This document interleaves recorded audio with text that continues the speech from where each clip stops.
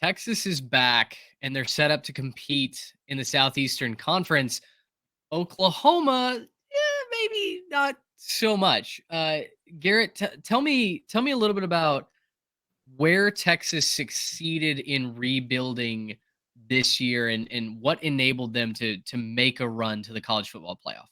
Well, so there's two main things that happened at Texas that I think helped them build the program. Number one, Sark emphasized actually building the big boy spots for football, actually trying to beef up the lines of scrimmage, actually recruiting, like high talent linebackers who aren't just good in coverage, right? Actually trying to find good elite running backs who can run it up the middle and do that.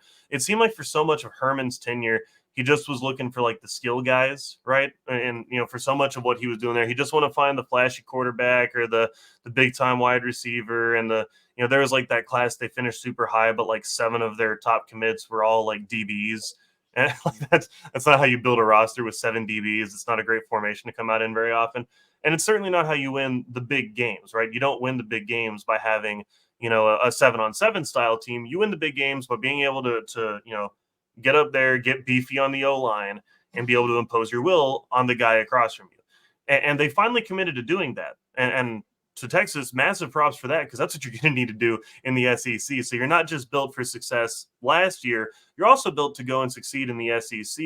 You have a better package together than if you had done this, say like, next year, the year after, you're just starting to commit to that. You're in a good spot today to start with that. The other thing that Texas did is they stopped listening to all those big money guys who wanted to control the program and hang out and just kind of circle the field, and they just let Sark do his thing. They just let Sark cook. There were so many, big name donors, big money guys that they came in and they would want to mess with stuff when it was Herman out there, and they want to mess with stuff when it was Charlie Strong before that. And they just wanted to tinker with things. They wanted to get their little space, and for better or worse. And I know he still does it, but McConaughey was a big deal on the sideline and everything else. And like, I get it. You're going to have a certain level of that with Texas, anyways. But for the most part, they backed up and they said, I'm not going to get in the way of this team. I'm going to let the coach do coach things and build his program. And because he was willing to do that, and because Sark is such a great offensive mind, they were able to build their program back into something a lot better. And hopefully for them, they're able to continue this on in the week in, week out grind in the SEC. I think that's still kind of up to be debated, but nobody can doubt that they'll at least be able to put a competitive product out there, whether or not they win or lose games. They might come short in several games. They may lose, 4 or 5 games next year, but it won't be getting blown off the field. They're obviously not in a conference they belong in. Yeah. And Trey, I know you have some reservations still about Texas going into the SEC. I think that may be a segment for one of our report card episodes coming up. I'll give you that platform. But tell me about the flip side. You've got the Sooners who, man, I know that they're excited to go into the SEC. Well, at least the majority of their fans are excited to go in the SEC. Message board geniuses might disagree with us. Yeah, they've certainly got a lot of folks that are maybe wishing they could go back to the Big 12. But when I look at their roster, they're losing everybody. Yeah.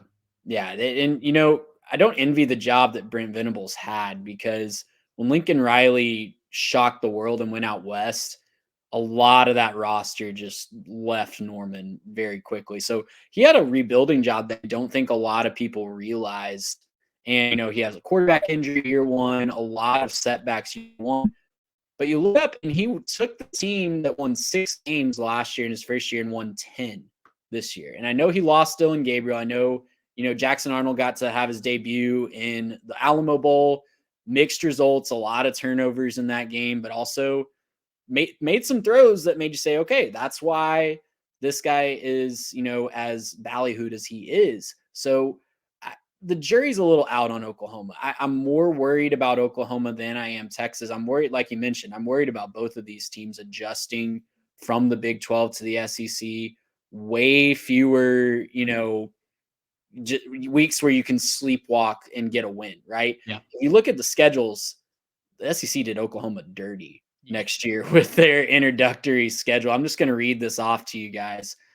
They have their 3 out of conference games. It's Temple, Houston, and Tulane at home. No cakewalk by any stretch of the imagination with 2 of those. Their SEC schedule is Tennessee at home, at Auburn, Texas and Dallas, South Carolina at home, And then listen to this close, fellas. At Ole Miss, Maine in a non-conference game, and then back to the SEC to close out with at Mizzou, Alabama at home, and at LSU. Whew. That's Wow. 6 losses right there, and that was me kind of not counting Auburn, but like Auburn could make it 7. Like Auburn's could be plucky next year. They don't have a game that I'm sharping in as a win after September 14th, other than that Maine game. Whew. I that's mean, rough. you're not wrong. They've just got so much to recoup this season. They lost all 5 offensive starters. They lost 3 of the 4 running backs in their backfield. Danny Stutzman is off to the NFL. I mean, guys, it would be one thing if they were going to the SEC with a roster loaded with, 4th and 5th year seniors, right? But they're having to replace so much of their foundational cornerstones, especially with when you compare them to Texas, who is built, as Garrett said, developed in the trenches. They're going through their opponents, not around them anymore. Oklahoma's got to claw back so much of that, and then given that schedule, this could be tough.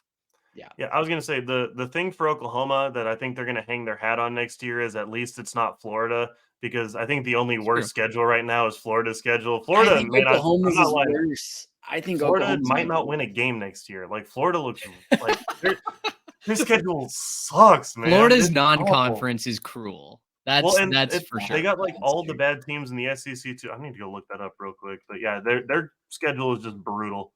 I think we did a whole episode on that in the last offseason when they released, and it was just like, hi, this is unfair. This shouldn't be allowed to happen. This might count as cruel and unusual.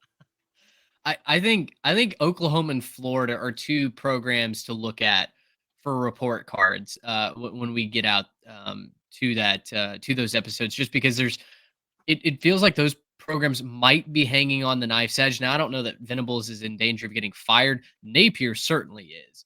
But I think those are 2 programs to watch. I've got Florida's schedule. I'll pencil them in for 2 wins.